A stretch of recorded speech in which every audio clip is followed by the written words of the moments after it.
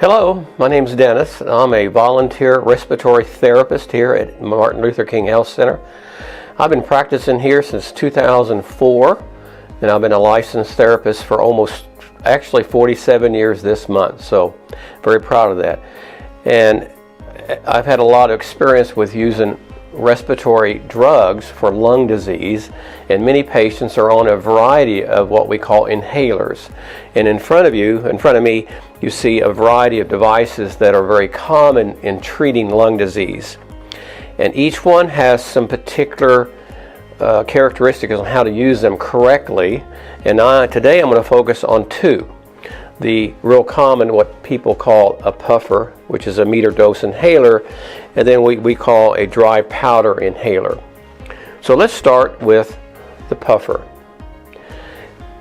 This device, when purchased or when you receive your new one for the first time, requires two steps that's very important. One, shake it. And again, for the first time using this device with a brand new device, it needs to be squirted 3 times, and we call that priming the device. For the first 3 puffs, there are no medicine particles in the vapor. Once you prime it, most people will then do this. And I'm going to encourage you not to do it that way, even though perhaps the insert might encourage you to put this in your mouth and inhale fast or quickly. The problem is, if you can see this, the mist comes out very, very fast. And if you put it in your mouth like this and inhale quickly, you spray most of the medicine in the back of your throat. So one technique is to inhale slower, which is okay, but optimally we use something called a spacer. These devices are sold separately and they can be somewhat expensive, unfortunately, but what they do, by inserting the puffer in the spacer and squeezing it, it slows down the rate by which the puff comes out, allows the patient then to get a deeper and more concentrated dose of the drug. So I got the appropriate dose just then because this device allowed it to slow down, and also the puff evaporates a little bit, so the particles become smaller to turn into your windpipe, into your lungs. So this is very crucial to use a spacer in a device as what we call a puffer. Again, it inserts in here, and then when this becomes cloudy, you can wash it like a dish, soap and water, and let it air dry or dry it off and reassemble it. It's very easy, and they come in again, a variety of sizes. Some spaces are longer. I prefer a short one like this because it fits in most people's pocket or purse. But I'm really encouraging you to always use a spacer when using these puffers.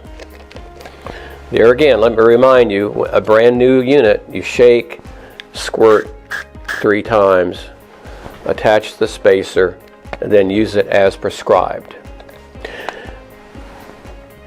These are relatively expensive drugs now, so we want to avoid wasting them, so a spacer is going to allow you to use your device probably a little bit less because you're getting the medicine deeper in your lung.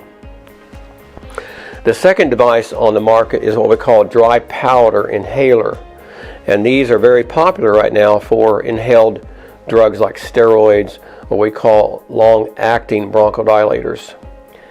And although you might have a device with a different color with a different drug, again, going to illustrate using this one, they all work about the same.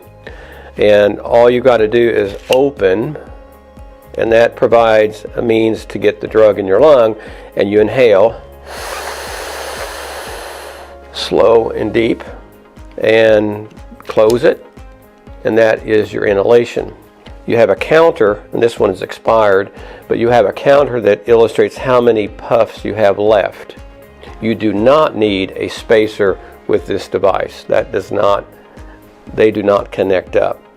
So the dry powder inhaler, and if it contains a steroid, you might be encouraged by your physician or your nurse, your provider, to rinse out your mouth, which is an appropriate thing to do because you can get a fungal disease called Candida albicans or thrush by using these devices that have a steroid in them.